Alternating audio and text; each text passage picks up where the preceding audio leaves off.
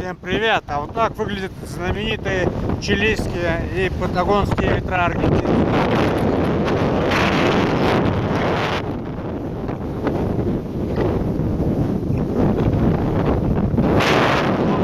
Велосипед качает.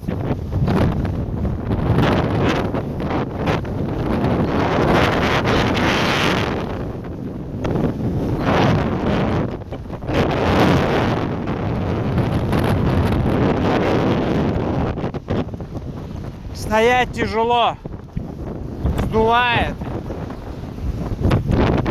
Посмотрите, как вверх. Даже фуры едут медленно.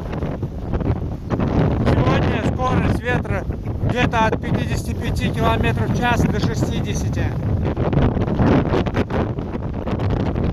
Вот такие вот дела.